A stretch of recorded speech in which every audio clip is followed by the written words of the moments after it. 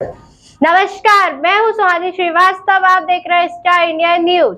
मंदसौर जिले के बाजखेड़ी गांव में सोमवार की सुबह कृष्णपाल सिंह पिता रघुनाथ सिंह उम्र 35 वर्ष ने अपने ही घर में फांसी लगाकर आत्महत्या कर ली। सुबह परिजनों ने नाहरगढ़ थाना पुलिस को सूचना दी। इसके बाद मृतकों के परिजन और समाजजनों ने केंद्रीय नारकोटिक्स विभाग के अधिकारियों पर मृतक को प्रताड़ित करने के आरोप लगाते हुए शव को थाने के बाहर रखकर प्रदर्शन शुरू कर दिया। प्रदर्शन के समर्थन में करनी सेना के जीवन सिंह, शेरपुर किसान नेता श्यामलाल चौकचंद भी पहुंचे। समाजजनों का आरोप था कि केंद्रीय नारकोटिक्स के अधिकारियों ने पहले तो पीड़ित के भाई और उसके परिवार को 11 किलो डोडा चूरा के फर्जी केस में फंसाया और उसके बाद 50 लाख रुपए की मांग की गई। पीड़ित परिवार ने नारकोटिक्स अधिकारियों को 2 किस्तों में 33 लाख रुपए भी दिए।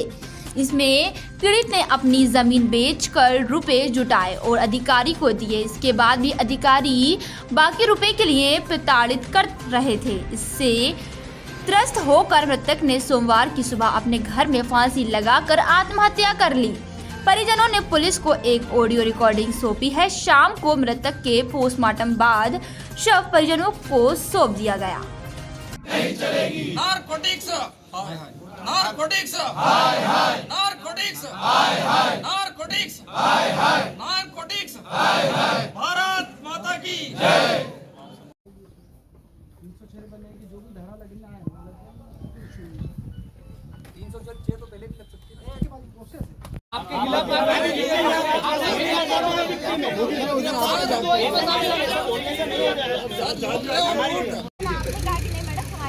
दिक्कत नहीं होगी। हम हर एक चीज आपके हिसाब से करेंगे, ठीक है, लेकिन हर चीज का एक तरीका होता है। आपने कहा कि बात हुई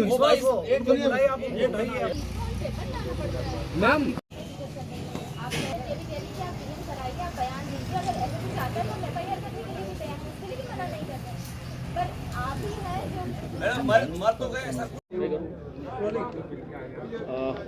किस तरह का मामला है, क्या हुआ था और अभी क्या स्थिति है? ये नाहरगढ़ थाना क्षेत्र के अंतर्गत बाजखेड़ी गांव का मामला है। नारकोटिक्स के लोगों ने 3-4 महीने पहले एक व्यक्ति के खिलाफ फर्जी मुकदमा बनाया, बड़े भाई के खिलाफ फर्जी मुकदमा बनाया। उनके गले में कैंसर था और नली निकाल रखी, मतलब बेड रेस्ट है, इस तरीके का मुकदमा उन्होंने बनाया।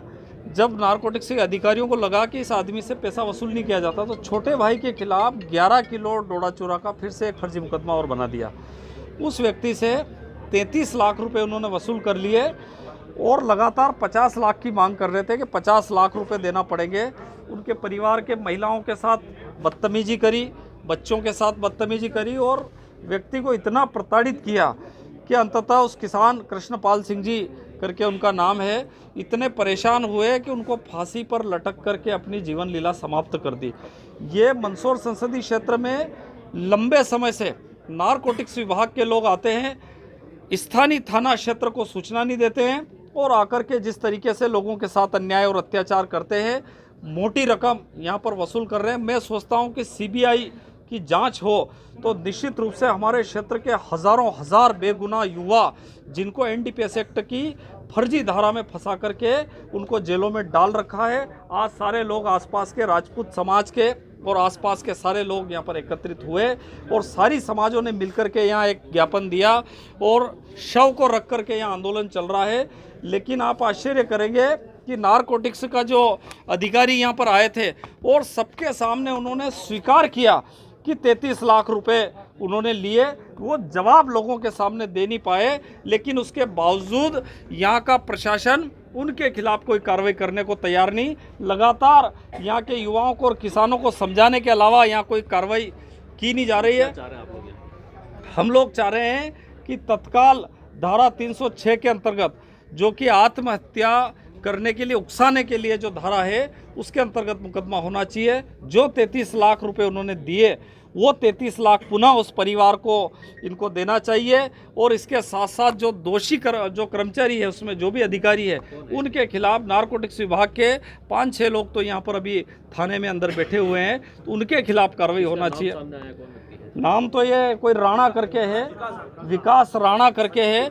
वो लंबे समय से लूट खसोट यहाँ पर कर रहा है। एविडेंस दिए आप लोगों ने? ये सारे एविडेंस अंदर जाकर के जो दे भी रहे हैं, और ऑडियो उनकी है, वीडियो उनकी है, जो पैसे का जो लेन देन है वो है, और जो दलाल सक्रिय है उन दलालों के खिलाफ भी कार्रवाई होना चाहिए।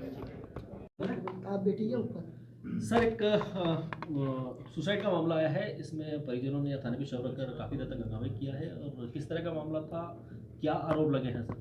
देखिए, ये थाना नाहरगढ़ के बाजखेड़ी की घटना है। यहाँ पर एक व्यक्ति द्वारा सुसाइड किया गया है।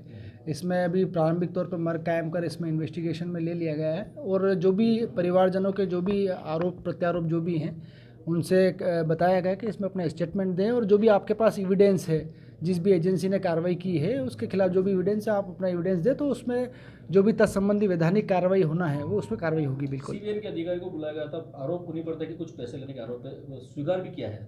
नहीं, ऐसा उनके द्वारा आरोप लगाए गए हैं, और चूंकि परिवारजनों से हमारे द्वारा यही कहा गया है कि जो भी आपके पास फैक्ट्स है, जो भी तथ्य हैं आपके पास, रिकॉर्डिंग या अन्य जो भी चीज़ें हैं इस संबंध में आप हमें अवेलेबल कराएं, और जो भी इसमें वैधानिक कार्रवाई जो होना है वो बिल्कुल होगी। कितने रुपए के आरोप लगे हैं कुछ? अभी ये मुझे ज्ञात नहीं कितने रुपए के आरोप लगे हैं, पर इसमें परिवारजनों द्वारा रुपए के आरोप लगाए गए हैं। तो जो भी उनके सारे फैक्ट्स हैं एक बार इन्वेस्टिगेशन में आ जाए, उस अनुसार जो उनकी विभागीय कार्रवाई अलग विषय है, और जो हमारी मर्ग जांच में है जो भी वैधानिक कार्रवाई होगी उसमें होगी।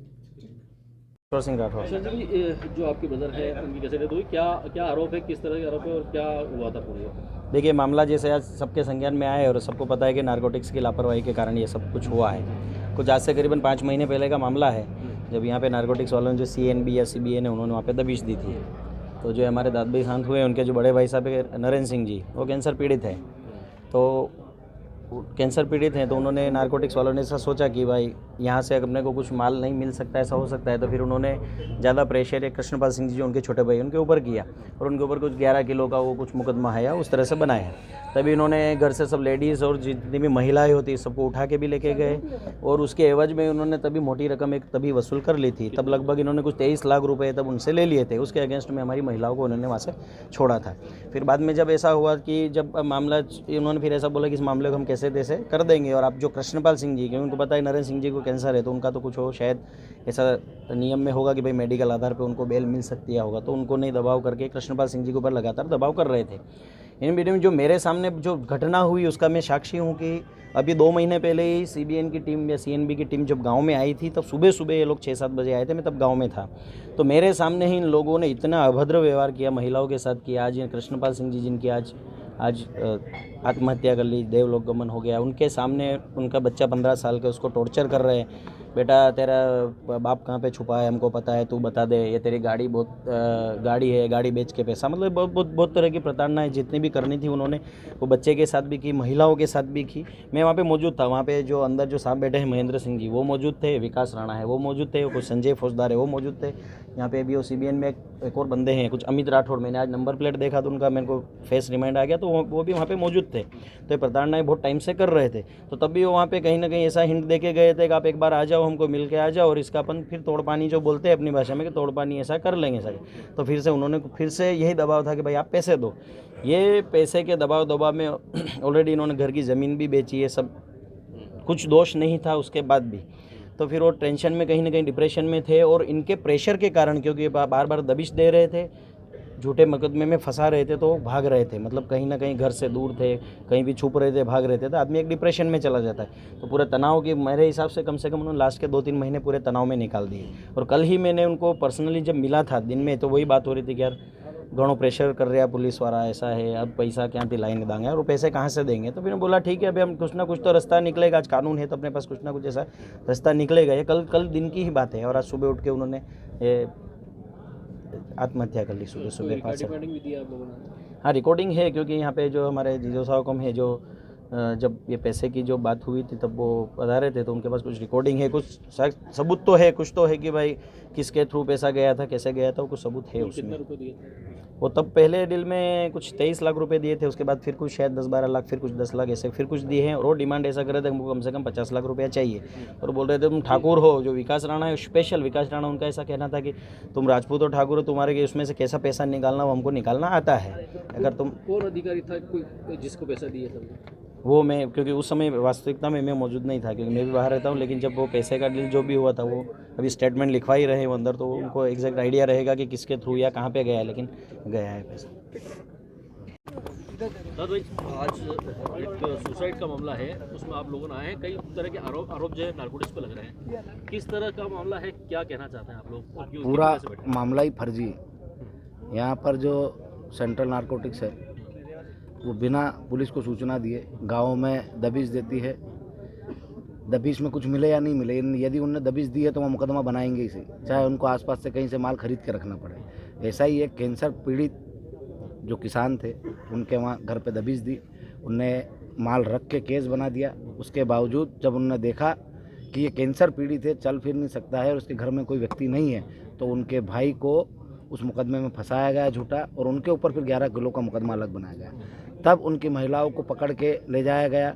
हमारे समाज में सबसे ज़्यादा इज्जत हमारी महिलाओं की होती है, उनको फंसाने की और उनके ऊपर मुकदमा बनाने की धमकी दी गई।